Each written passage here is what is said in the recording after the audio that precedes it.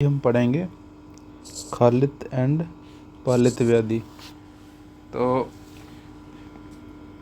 ये दोनों जो डिसऑर्डर हैं हमारे बालों से जुड़े होते हैं, तो इसको हम देखेंगे। खालित में क्या होता है, बाल जो होते हैं वो क्या होते हैं, टूट जाते हैं, गिर जाते हैं, सही है, बंदा इसमें गंजा हो जाता है। और जो पालित होता है उसमें क्या होता है, बाल पक जाते हैं मतलब सफ़ेद पड़ जाते हैं, ठीक है। तो ये दो चीज़ें होती हैं। अब सबसे पहले देखेंगे हम खालित और उसके बाद पालित। तो खालित के बारे में बात करते हैं। इसको इंद्रलुप्त भी बोलते हैं। इंद्रलुप्त किसने बोला है? शुद्ध रोगों के अंतर्गत जो आचार्य सुश्रुत ने छोटे छोटे कुछ डिसीज़ बताई हैं शुद्ध रोगों, उसके अंदर इसको इंद्रगुप्त नाम से इसको वर्णित किया है, सही है। और इसका एक बात है कि संहिताओं में सीमित ही वो मिलता है वर्णन, कोई ज़्यादा ऐसे डिटेल एक्सप्लेनेशन नहीं मिलती। इस व्याधि में क्या होता है, जो क्षुद्र रोग या इंद्रलुप्त जो है, इसमें क्या मुख्य रूप से रोम होते हैं ना, या केस जिसको कहते हैं, वो झड़ जाते हैं, ठीक है। तो इसके पर्याय कौन कौन से हैं? खालित, इंद्रलुप्त, रूहिया जो बर्ड है, वैसे आगे इनको अलग अलग भी क्लासीफाई किया है, वैसे ये एक पर्याय हैं, पर इनको मैं बता दूं। इनको खालित को अगर आप देखो, खालित होता है कि जो बाल झड़ते हैं, सही है, नॉर्मली सर के बाल। पालित वो, और जो इंद्रलुप्त होता है कि वो एक पर्टिकुलर ऐसे एक ये है, तो इसमें एक पर्टिकुलर हेड में एक एरिया के बाल झड़ रहे हैं, उसको इंद्रलुप्त कहते हैं।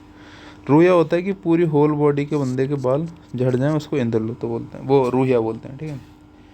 अब परिभाषा देखते हैं, इसकी डेफिनेशन और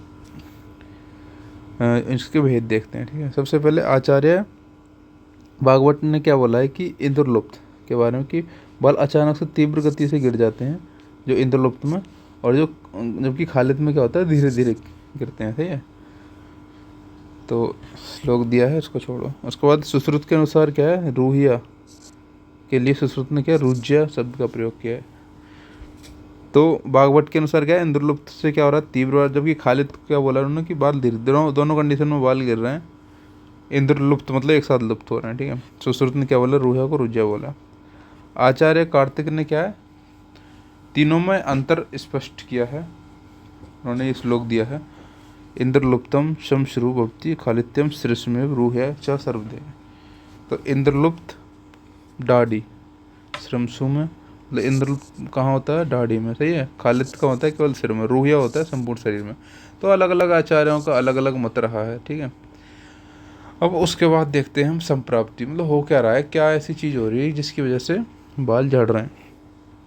तो सबसे पहले रोमकूप अनुगम पित्तम पातेन सह सम्मूर्छितम, ठीक है, प्रत्यावती रोमाणी तत्श्लेष्म ससुनिता। मतलब हो क्या रहा है, पित्त और बात, ठीक है, ये दोनों मिलके क्या करते हैं, जो रोमकूप होते हैं ना, जो रोमकूप होते हैं, हेयर फॉलिकल जो होते हैं, ठीक है, तो उसमें क्या करते हैं, रोमकूप अनुगम पित्तम, तो इसमें जो पित्त होता है ना, वो बात के साथ क्या है, वायु के साथ मिलकर अत्यधिक विकृत प्रकुपित हो गया, ठीक है। कौन सा पित्त? जो भ्राजक पित्त है। कहाँ मौजूद है ये? जो हेयर फॉलिकल के अंदर है, ठीक है। हमें पता है स्किन के अंदर जो हमारा पित्त होता है, कौन सा होता है, भ्राजक पित्त। तो भ्राजक पित्त होता है, ठीक है। तो उस वो क्या हो गया, दूषित हो गया, किसकी वजह से, बातेन से है मूर्छितम, बात की वजह से। अब वो क्या करेगा, प्रत्यावती रोमानी, वो प्रत्यावन कर देगा, गिरा देगा, किसको गिरा देगा, रोमों को, वो बालों को जड़ से गिरा देगा। और अब गिरने के बाद क्या होता है, नॉर्मल कंडीशन में नए बाल आ जाते हैं, पर खालित पालित जैसी कंडीशन में नए बाल नहीं आ रहे। क्यों नहीं आ रहे? वो उसका कारण कि श्लेष्मा सशोणित, कफ, जो दोष और दूषित रक्त जो हम वो मिलके क्या करेंगे, रूहणी रोम कूप अमस्तुम, रोम कूपों को, छिद्रों को क्या कर देंगे, ये मार्ग को बिल्कुल ब्लॉक कर देंगे, अवरुद्ध कर देंगे, सही है। मार्ग ब्लॉक होने के कारण क्या, नए बालों का उगना असंभव हो जाता है। तो ये हो गया इसका पूरा संप्राप्ति, ठीक है। श्लोक का एक्सप्लेनेशन यहाँ भी दे रखा है कि रोमकूपों में रहने वाला जो भ्राजक पित्त वायु के साथ मिलकर क्या हो रहा है, प्रकोपित हो गया और वहाँ के केसों को उसने गिरा दिया, ठीक है। तत्पश्चात जो दूषित रक्त के साथ मिश्रित कफ, ठीक है, ये दो चीज़ मिलकर क्या कर रही हैं, मार्ग को अवरुद्ध कर रही हैं। कौन सा? दूषित रक्त के साथ कौन सा क्या चीज़ मिश्रित हुई, कफ, तो वो मार्ग को अवरुद्ध किया, जिसकी वजह से नए रोम उत्पन्न नहीं हो रहे। इस प्रकार इस व्याधि को क्या कहते हैं हम, खालित इंद्रलुप्त। संप्राप्ति चक्र भी देख सकते हैं, निदानों का सेवन किया हमने, जो बात और पित्त को बढ़ाते हैं, सही है, क्योंकि हमें पता है बात पित्त की वजह से बाल झड़ रहे हैं बंदे के। तो भ्राजक पित्त वायु के साथ मिलकर विकृत हो गया, उसने कहाँ पे स्थान संचय किया, वो रोमकूपों में जाकर उसने बालों को वहाँ से गिरा दिया। अब दूसरी, उसके बाद क्या, बाल गिरने के बाद हुआ कि दूषित रक्त मिश्रित कफ के साथ रोमकूपों के मार्ग को अवरोध कर देगा, मतलब संग हो रहा है यहाँ पे, स्रोत जो हो रहा है ना, स्रोत दृष्टिकोण से हो रही है, संग हो रही है। फिर वहाँ अवरोध हो चुका है तो क्या, नए रोम की उत्पत्ति नहीं होगी, ठीक है। अब उसके बाद इसी की जो हम व्यक्त अवस्था देखते हैं उसे हम खालिद इंद्रलोक या रूह या रोग बोलते हैं। संप्राप्ति घटक हमें पता है कौन सी है, बात पित्त प्रधान है, ठीक है। दूस कौन कौन से इन्वॉल्व हो रहे हैं, त्वचा तो हो ही रही है क्योंकि रोमकूप त्वचा में मौजूद है, और रक्त भी हो रहा है, ठीक है, क्योंकि रक्त दूसरे रक्ती कफ के साथ मिल रहा था। अधिष्ठान कहाँ पे हो रहा है, खालिद के केस में सिर में। अगर बंदे को श्रमसु हो रहा है तो वो मतलब इंद्रलुप्त हो रहा है श्रमसु, और सर्व शरीर तो रूह है, ठीक है। अब वो अलग अलग डिपेंड करता है, मेनली आप इसको ध्यान रखोगे। स्रोत दृष्टि हमने देखा था क्या हो रहा था, संग हो रहा था, क्योंकि ये जो हमने देखा संप्राप्ति में भी रोमकूप अवरुद्ध हो रहे थे, मतलब मार्ग अवरुद्ध हो रहा है तो संग हो रहा है। और स्रोतस ध्यान रखना है इंपॉर्टेंट, ये कौन से स्रोतस इसमें इन्वॉल्व होते हैं, स्वेद वे स्रोतस, ठीक है। अग्नि इसमें मंद हो जाती है, अग्नि दृष्टि को कह लो आप। व्याधि क्या है, एक साथ नहीं होती, चिरकारी व्याधि है, लॉन्ग टर्म में होती है। 7-10 तक, क्योंकि आप भी देखते हो आसानी से ट्रीट नहीं होती, एक बार जिसके बाल झड़ जाते हैं वो झड़ जाते हैं, असाध भी बोल सकते हैं इसको। अब रेफरेंस जो अगर बात करें तो सुश्रुत ने अपने शुद्ध रोगों में हमने पहले देखा, तो निदान स्थान में इसका वर्णन है, माधव निदान ने 55 चैप्टर में, अष्टांग ने उत्तर स्थान 23 में, ठीक है। अब इसका थोड़ा निदान हमने बाद में लिख दिया, खैर कोई बात नहीं। इसको देखो, इसमें क्या है, बात पित्त प्रकोप आहार विहार, क्योंकि हमें पता है, हम संप्राप्ति में देखा बात पित्त की वजह से हो रहा है।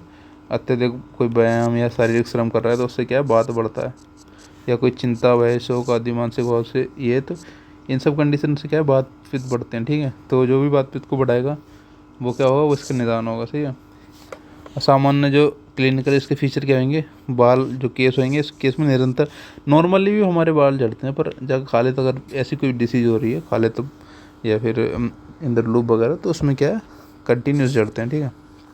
और जब झड़ने के बाद क्या है, पुनः केसों की उत्पत्ति नहीं होती। तो ये हमने देखा पूरा खालिद रोग। अब हम देखते हैं पलित रोग। मुझे आई होप मेरे को आपको यहाँ तक समझ में आया होगा। हमने एक ही श्लोक देखा इस पूरी उसमें, बाकी हमने हिंदी देखी। निदान इसका कुछ है नहीं, जो निदान ये है ना, निदान यही है, मतलब बात और कफ पित्त, सॉरी, इनको बढ़ाने वाले आहार विहार याद रख लो। उसके बाद अब पालित देखते हैं। पालित में क्या हो रहा है, इसमें मेन जो इन्वॉल्वमेंट होती है ना, वो होती है पित्त की, ठीक है। होता क्या है, इसको भी वर्ण शुद्ध रोगों के अंतर्गत वर्णित किया गया है। इस व्याधि में व्यक्ति के सिर के बाल समय से पूर्व ही पक जाते हैं, मतलब नॉर्मली बुढ़ापे में क्या है, पीले सफ़ेद होते हैं बुढ़ापे में आके, सही है, ओल्ड एज में।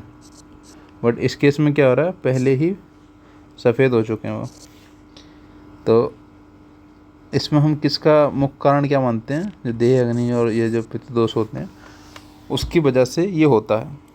इसका भी हमें रेफरेंस काम रहेगा निदान स्थान केस में, माधव निदान इसमें 55 में, और अष्टांग का ध्यान रख लो, नहीं तो कोई ज़रूरी नहीं है। अब इसमें होता क्या है, इसमें निदान क्या बताए गए हैं, देखो, जो भी पित्त को बढ़ाएगा, क्या बढ़ा रहा है, अत्यधिक क्रोध शोक श्रम, ठीक है, चिंता या कोई मानसिक भाव ऐसे जो है, या कोई बंदा निरंतर क्या कर रहा है, पित्तवर्धक आहार विहार ले रहा है, ठीक है, तो वही क्या होगा, इसका निदान होगा। तो वही इसकी संप्राप्ति में भी आएगा, क्रोध शोक श्रमकृता, सही है, क्रोध शोक श्रमकृता। इसकी वजह से क्या होगी, जो शरीर की ऊष्मा होगी ना, शरीरो ऊष्मा सिरोगता, वो सिर की तरफ उसका गमन हो जाएगा, ठीक है, सिर की तरफ वो जाने लगेगी। उसकी वजह से क्या है, पित्तम च केसान पचती। फिर जो है, जो बढ़ी हुई ऊष्मा क्या है, प्रकोपित कफ के साथ मिलके बालों को पका देगी, सही है, पित्तम च केसान पचती। उसी को क्या बोलते हैं, पलितम तेन जायते है। इसकी बड़ी सिंपल संप्राप्ति क्या हुआ, क्रोध शोक समकृता, मतलब बंदे को ज़्यादा गुस्सा आया, या ज़्यादा बंदा डिप्रेशन में रहने लगा, शोक में रहने लगा, या कोई बहुत ज़्यादा काम धंधा करने लगा, तो उसकी वजह से क्या हुआ, शरीर ऊष्मा सिर होगा था तो जो बड़ा हुआ शरीर का ऊष्मा जो है वो क्या करे, वायु के साथ के द्वारा, मतलब वायु को, और नॉर्मल सी बात है, वो मूवमेंट के लिए चाहिए, तो वो क्या सिर की तरफ जाने लगेगी, ठीक है। पित्तम चा केसान पचती, और यही ऊष्मा क्या करेगी, प्रकोपित जो पित्त है कि उसके साथ मिलके क्या है, बालों को पाक कर देती है। इसी को हम क्या बोलते हैं, इसी असमय बालों के सफ़ेद हो जाने को हम बोलते हैं पलित रोग।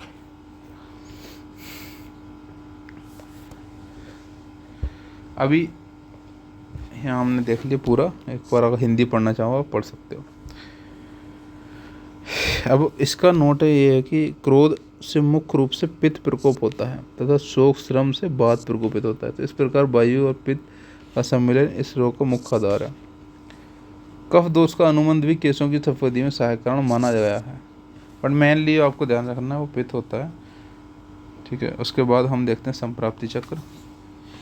तो निदान हम देखें, क्रोध शोक मानसिक जो भी दोष होते हैं उनकी वजह से क्या है, पित्त प्रकोप के साथ शरीर की ऊष्मा बढ़ जाती है। और वो कहाँ जाती है, प्रकोपित जो और ऊष्मा जो होती है वो सिर के प्रदेश में चली जाती है, वहाँ केसों में जाके आश्रित हो जाती है। इससे क्या है, पित्त एवं शरीर के जो ऊष्मा के द्वारा जो केस होंगे वो पक जाएंगे और वो एंड में जाके क्या होंगे, सफ़ेद हो जाएंगे। ठीक है, तो अभी इसके अगर संप्राप्ति घटक देखें, दोष कौन सा है, पित्त प्रधान, सही है, जो कि वात कफ भी उसमें थोड़ा इन्वॉल्व होता है। और मैंने ध्यान रखना पित्त प्रधान। ठीक है, दूसरे कौन से हैं, केस पे जाके वर्क कर रहा है तो केस हो गए। अधिष्ठान कहाँ अधिष्ठान करना है, सिर प्रदेश से केस में जाके। स्रोतस इसमें भी ध्यान रखना है, स्वेद भय स्रोतस होता है। स्रोत दृष्टि क्या है, उधर उनका मार्ग अवरुद्ध करते हैं तो संग हो गया। ये भी एक साथ नहीं होती, चिरकारी होती है। कोई बंदा लंबे टाइम तक डिप्रेशन में है, ऐसी कोई चीज़ कर रहा है या शोक श्रम कर रहा है तो हो जाएगी उसको। साथ साथ ये भी अगर एक बार असाध्य माने जाते हैं, अगर तरुण अवस्था उसकी निकल चुकी है, सही, तरुण अवस्था में ट्रीट कर सकते हैं इसको। बाकी ये असाध्य कष्टाध्य होती है। इसके लक्षण क्या है, बालों का असमय पक जाता है, सीधी सी बात है, वही होगा, उसको हम पलित बोलेंगे। या आंशिक रूप से सफ़ेद पड़ने लगते हैं, मतलब एक बंदे के अगर आप बालों को देखोगे तो मैं कुछ बाल उसके सफ़ेद ना कुछ काले, तो वो भी इसके अंदर ही आएंगे। सही है, तो ये हो गया हमारा पलित एंड खालित दोनों व्याधियाँ। इसमें ज़्यादा कुछ था नहीं, 2 ही श्लोक हमें याद रखने हैं दोनों संप्राप्ति के, बाकी निदान इसमें इजी हैं और छोटी सी व्याधि थी। आज के लिए इतना ही, मिलते हैं नेक्स्ट वीडियो में।